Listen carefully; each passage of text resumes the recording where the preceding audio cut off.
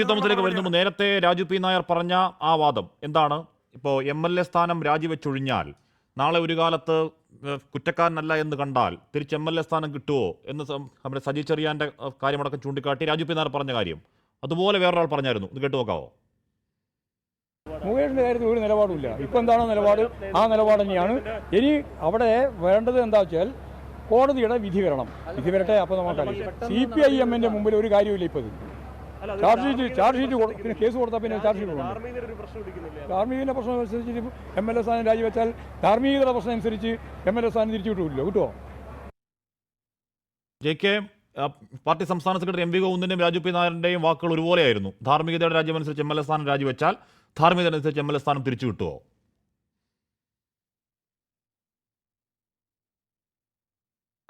ഇല്ല, ഞാൻ ഈ ചോദ്യത്തിന്റെ വിശദമായ ഒരു മറുപടിയിലേക്കും പോകാൻ ഉദ്ദേശിക്കുന്നില്ല. എനിക്ക് ഈ ചോദ്യത്തോട് അനുബന്ധമായി കുറച്ച് കാര്യങ്ങൾ പറയാനുണ്ട്.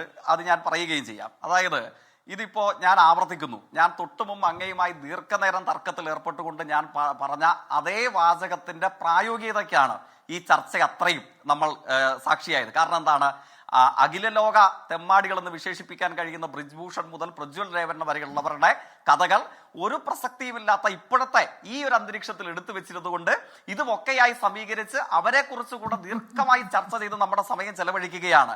ഞാൻ ആവർത്തിക്കട്ടെ, ഇപ്പോ എനിക്ക് വേണമെങ്കിൽ തിരികെ ചോദിക്കാം.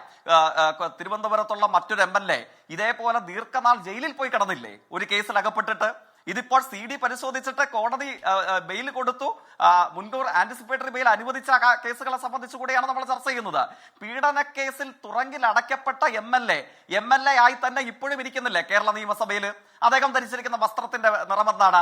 അദ്ദേഹം ധരിച്ചിരിക്കുന്ന വസ്ത്രവും ഈ നമ്മുടെ ചർച്ചയിൽ പങ്കെടുക്കുന്ന കോൺഗ്രസ് പ്രതിനിധിയുടെ വസ്ത്രവും തമ്മിൽ സാമ്യമുള്ളതാണോ? അവരുടെ രാഷ്ട്രീയം തമ്മിൽ സാമ്യമുള്ളതാണോ? നമുക്ക് എല്ലാവർക്കും അറിയില്ലേ? അപ്പോൾ രാഷ്ട്രീയത്തിലെ നൈതികതയും ധാർമ്മികതയും ഇവിടെ പോയി. ഇവിടെ പ്രധാനപ്പെട്ടത് എന്താണ്?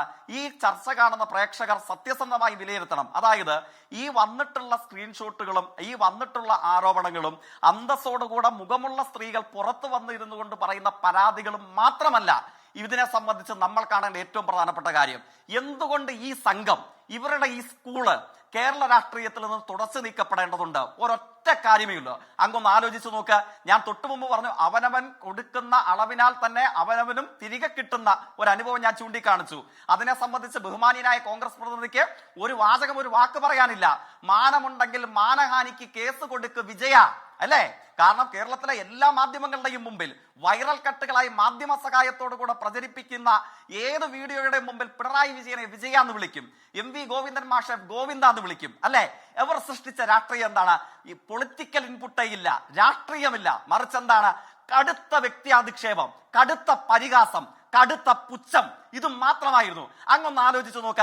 ഈ ചർച്ചയിൽ പങ്കെടുക്കുന്ന കോൺഗ്രസ് പ്രതിനിധിയുടെ പേര് രാജു പി നായർ എന്നാണ്. ഞാൻ അദ്ദേഹത്തെ നായരെ എന്തെങ്കിലും വിളിക്കുകയാണെങ്കിലോ? ആദരണീയനായ KR നാരായണൻ നമ്മുടെ മുൻ രാഷ്ട്രപതിയും കോൺഗ്രസിന്റെ മുൻ നേതാവുമാണ്. അദ്ദേഹത്തെ ഞാൻ നാരായണ എന്ന് വിളിക്കുകയാണെങ്കിലോ രാഷ്ട്രീയത്തിൽ എങ്ങനെയായിരിക്കും എന്നെ വിലയിരുത്തുക? പക്ഷെ ഈ സംഘം ഇവരിൽ തുടങ്ങി ഇവരിൽ അവസാനിപ്പിക്കേണ്ട രാഷ്ട്രീയ മാലിന്യത്തിന്റെ പ്രത്യേകത എന്താണ്? ഇവർക്ക് പ്രതിപക്ഷമെന്നോ ഭരണപക്ഷമെന്നോ വ്യത്യാസമില്ല. ഞാൻ അന്തസ്സോടുകൂടെ പറയട്ടെ, യൂത്ത് കോൺഗ്രസിന് എത്ര പ്രസിഡന്റുമാരുണ്ടായിരുന്നു? PC വിഷ്ണുനാഥ്, കണ്ടു പഠിക്കണ്ടേ? M ലിജു, ഞങ്ങൾക്ക് വിയോജിപ്പുണ്ട്, ഞങ്ങളെ വിമർശിക്കാറുണ്ട്, CPIM-നോട് കടുത്ത വിയോജിപ്പുണ്ട്. പക്ഷെ രാഷ്ട്രീയ മാന്യതയിൽ എതിരാളികളെ എങ്ങനെ വിമർശിക്കണം, രാഷ്ട്രീയ വിയോജിപ്പ് എങ്ങനെ രേഖപ്പെടുത്തണം, കാല് കഴുകിയ വെള്ളം കുടിക്കാൻ ഈ സംഘത്തിന് അർഹതയുണ്ടോന്ന് സത്യസന്ധമായി രാഷ്ട്രീയത്തെ വിലയിരുത്തുന്ന ഏതും മലയാളിയും എനിക്ക് ഉറപ്പുണ്ട് അതിൽ 99% കോൺഗ്രസ് നേതാക്കന്മാരും കോൺഗ്രസ് പ്രവർത്തകരുമുണ്ട്. ഇങ്ങനെയാണോ രാഷ്ട്രീയത്തെ വിലയിരുത്തേണ്ടത്? പ്രായത്തിൽ മൂത്തവരെ, മുതിർന്നവരെ, പദവികൾ അലങ്കരിക്കുന്നവരെ ഒരു മര്യാദയും ഒരു മാന്യതയും കൊടുക്കാതെ അവരുടെയൊക്കെ പാതി പേര് വിളിക്കുക, അച്ഛന് വിളിക്കുക, അത് തങ്ങളുടെ തീന്മേശയിൽ നിന്ന് താഴേക്ക് വീഴുന്ന അപ്പക്കഷ്ടം തിന്നാൻ ക്യൂ നിൽക്കുന്ന ചില മാധ്യമ പ്രവർത്തകരെ കൊണ്ട് മാത്രം വൈറൽ കട്ടാക്കി മാധ്യമങ്ങളിൽ റീൽസ് ആക്കിയിട്ട് അതുവഴി നേതാവായി വരിക.